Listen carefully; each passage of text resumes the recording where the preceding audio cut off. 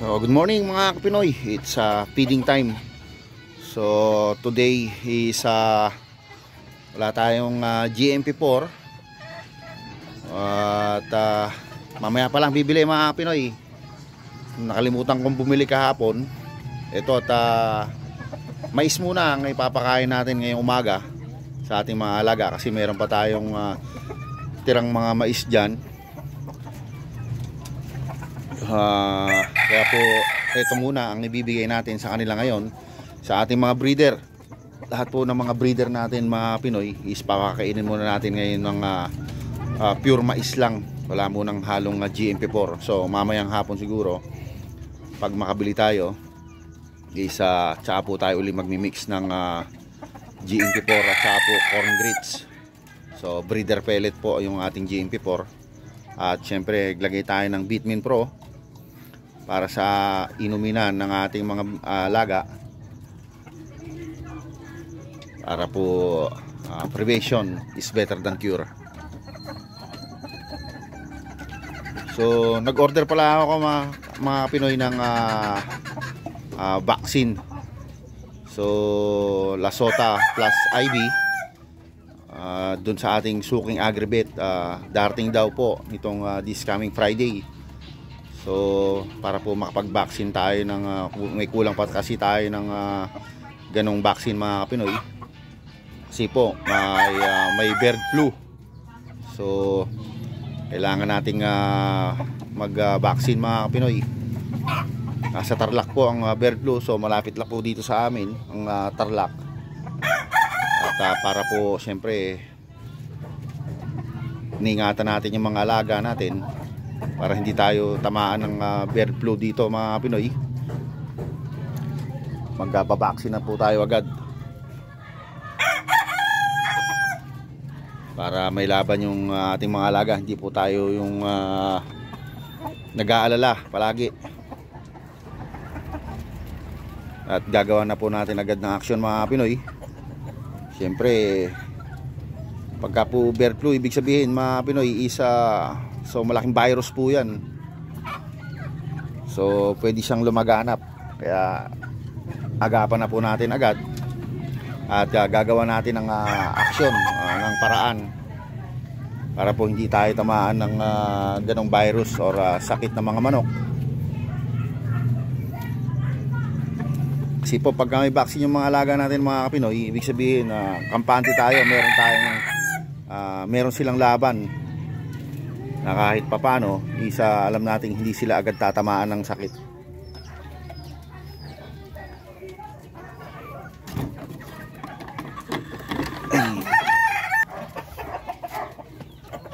So yan mga Pinoy, busog pa yung ating mga alaga kasi po naghahalo tayo ng mais dito. So ibig sabihin matagal matunaw yung mais kasi sa tiyan nila. Ayos, tingnan nyo mga Pinoy, halos malalaki pa yung mga butsin nito. Kahit nakahapon pa ito kumain ng mais at saka ng halo na feeds. Pero hanggang ngayon, halos hanggang ngayon busog pa.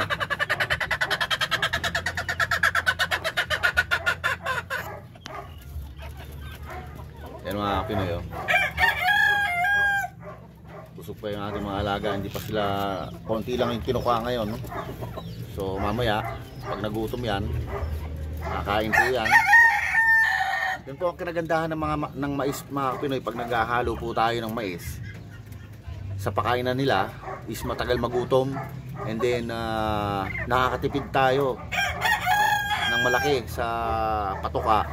Kasi po kung purong feeds mga Pinoy, mabilis pong matunaw sa tiyan nila yan. And then mabilis ma-digest. And malalakas po silang kumain mga Pinoy.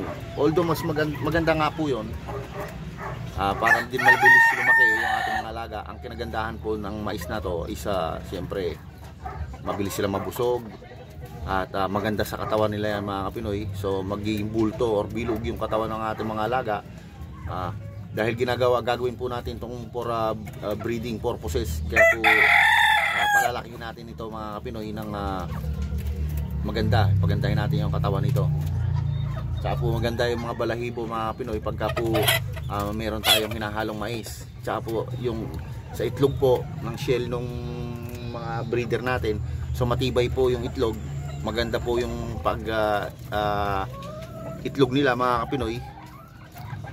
Yan po ang kagandahan ng naghahalo tayo ng mais sa kanilang pagkainan.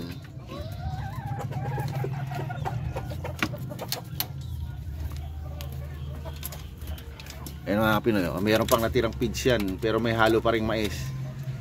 Matagal-tagal po yan. Kung hanggang bukas pa mga Pinoy, hanggang bukas pa nila yan kakainin, no? Dadalawa lang sila dito mga Pinoy, kaya matagal-tagal po yan.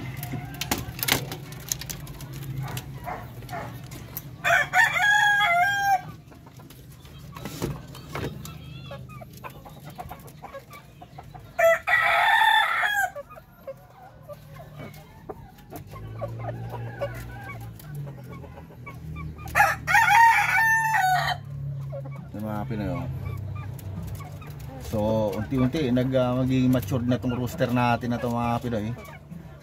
Bata pa naman po ito, siguro mga nasa 7 months or mga ganon, 7 months pataas. Pati itong mga babae natin inahin na to. So sa lukuyan pa lang gumaganda yung pangitlog nito mga Pinoy.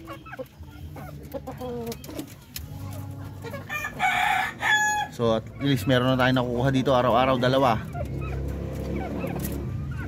Nakakaipon na po tayo ng mas maraming itlog ngayon dahil doon po sa binibigay nating vitamins, nagbibigay tayo ng Egg 1000, tapos hinahalili po natin yung Vitamin Pro. Isa pong ginagamit natin mga Kapinoy na hinahalo natin sa tubig para po maganda yung pangitlog and then healthy yung ating mga alaga.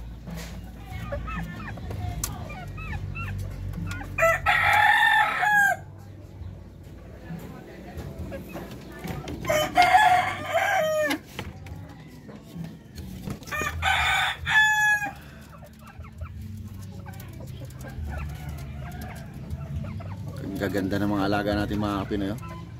Ang kikinis ng mga balahibo, tapos bulto po yung mga katawan nito mga Pinoy. Yung rooster po na yan, dati pangit po yung buntot niyan mga Pinoy. Putol-putol, tapos maiksi. So ngayon nag-mature na siya. Gumanda na yung balahibo. So tumikas na yung tindig ng rooster na to. Bata pa rin yan mga Pinoy. Siguro mga 7 months pa lang yan. Dito nakakuha na rin po tayo ng itlog dito, dalawa araw-araw. So nakakuha na po tayo ng nakakolek na tayo ng maraming itlog araw-araw mga Pinoy.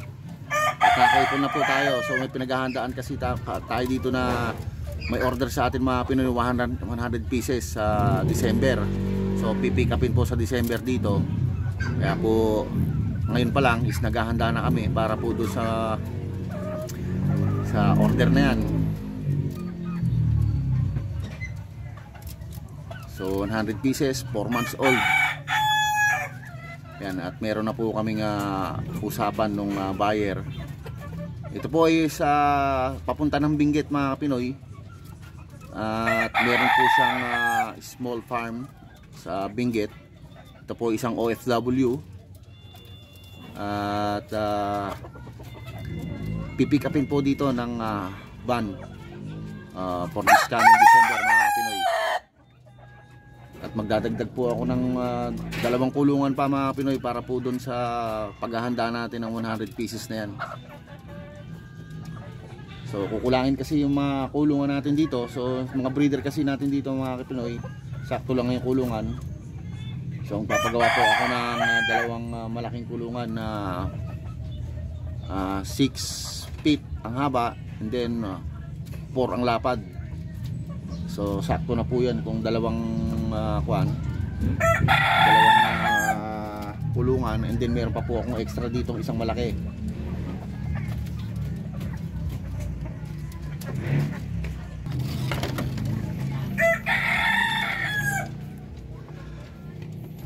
Basta po yung yellow corn na ibinibigay natin mga Pinoy is yung kuwan lang, medyo maliliit lang yung butil. Wag po yung buo-buong butil kasi po mahirapan po silang lunukin yan. Kaya po ganyan ang binibigay natin mga Pinoy. Sakto lang po yan sa mga breeder natin. Yan po ang isa sa pinakamatikas kong rooster mga Pinoy. Tingnan nyo naman. Napakaganda ng balahibo. Pati po yung mga henya rito. Lahat po yan mga Pinoy. Solid po yan.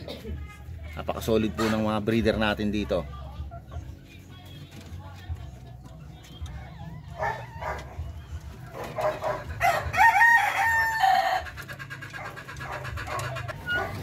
At yung mga bibing sineperate ko dito mga Pinoy, dati payat po ito. Nagkaroon kasi ng problema doon. Yung nagsama-sama sila, nagtutukaan kasi yung buntot.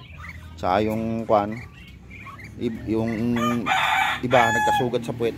Hiniwalay ko muna mga Pinoy. So ito muna yung nilagay ko rito. Yan at pinatataba ko to mga Pinoy kasi hindi sila makaporma doon sa malalaki.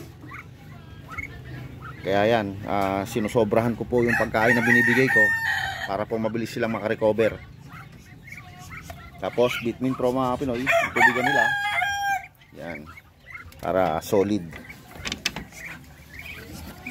Ito din mga Pinoy, oh. Gaganda po nito mga sisiyo nito. 1 month old lang yan mga Pinoy. Pero gaganda na mga katawan, no? Dahil po yan sa feeding program na binibigay natin.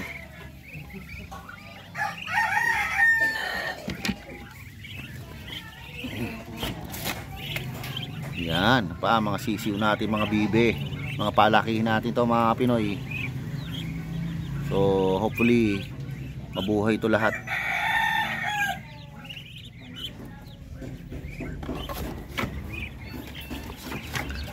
Dito pa yung ating mga sisiyo na darag. So 5 po yung darag dyan mga Pinoy. At isa po yung upgraded na native natin dyan.